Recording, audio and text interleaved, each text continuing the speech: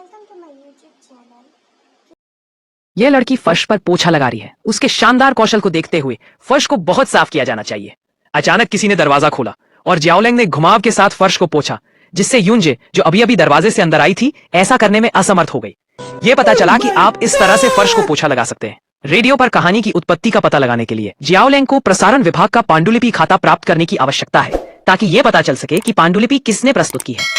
इसलिए जियाओलिंग ने पढ़ाई के बहाने यूनजे से खाता मांगा। यूनजे ने जवाब दिया कि यह उसके प्रदर्शन पर निर्भर करता है। खाता प्राप्त करने के लिए जियाओलिंग हर दिन पहले से सफाई करने के लिए प्रसारण विभाग में आती थी। यूनजे ने पिछले कुछ दिनों में जियाओलिंग के प्रदर्शन को देखा और उसके बारे में अच्छी धारणा भी बनाई और उसके साथ कैमरा भी साफ किया। लेकिन कुछ ही समय बाद यूनजे को पता चला कि हर दिन सफाई करने वाला व्यक्ति जियाओलिंग नहीं बल्कि एक सहपाठी था, जिसे जियाओलिंग ने यह काम करने के लिए पैसे दिए थे। जियाओलिंग की तस्वीर चुराने वाली लड़की स्कूल जाने में बहुत शर्मिंदा थी, क्योंकि जियाओलिंग ने कुछ दिन पहले सार्वजनिक रूप से इसका खुलासा किया था। इस समय एक अजनबी ने जियाओलिंग को नापसंद करने वाली किसी चीज के बारे में संदेश भेजा। इसलिए लड़की ने ऑनलाइन एक बयान पोस्ट किया, जिसमें कहा गया कि जियाओलिंग ने 1 साल पहले उसका खाता उधार लिया था और उसने इसे नहीं चुराया। यह सब जियाओलिंग द्वारा योजनाबद्ध था, लेकिन जियाओलिंग ने कहा कि उसे निराधार बातों की परवाह नहीं है। लेकिन सच्चाई इतनी सरल नहीं है। जब जियाओलिंग ने अंतिम वाक्य देखा तो एक विषय जिसने उसे डरा दिया अचानक उसके दिमाग में आ गया। इस समय प्रसारण विभाग उसके बारे में एक कहानी लेकर आया। इसने जियाओलिंग को पूरी तरह से क्रोधित कर दिया और वे प्रसारण कक्ष में भाग गया और माइक्रोफोन पकड़ लिया।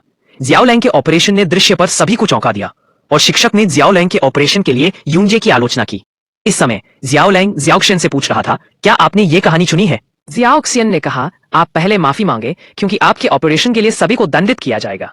जियाओलिंग ने अपने सहपाठियों से भी माफी मांगी और जियाओक्सियन से पूछा कि क्या वह अब ये कह सकता है। यह तब हुआ जब यूनजे ने आकर उनकी बातचीत को बाधित किया। यूनजे ने कुछ ऐसा कहा जिससे विभाग की सजा के कारण जियाओलिंग को ठेस पहुंची और अब वे दोनों पूरी तरह से टूट गए। जियाओलिंग को कल जो हुआ उसके लिए दोषी महसूस हुआ, इसलिए वह माफी मांगने के लिए यूनजे के पास गया। इस समय यूनजे अभी भी गुस्से में था और जियाओलिंग को बिल्कुल भी माफ नहीं करना चाहता था। वह मूल रूप से माफी मांगने आया था, लेकिन यह झगड़े में बदल गया। दोनों फिर से नाखुश होकर अलग हो गए। यूनजे को दिन में जियाओलिंग के साथ हुए झगड़े की याद आई और उसे थोड़ा पछतावा हुआ। इसलिए वह जियाओलिंग के बारे में जानने के लिए ऑनलाइन गया और पाया कि टिप्पणियां व्यंग्यात्मक टिप्पणियों से भरी थीं। इस समय यूनजे ने भी जियाओलिंग के बारे में अपनी राय बदल दी। यह पता चला कि उसने खुद को बेहतर तरीके से बचाने के लिए हर दिन एक ठंडा रवैया दिखाया। क्वाइशॉ, हर तरह के जीवन को अपनाओ,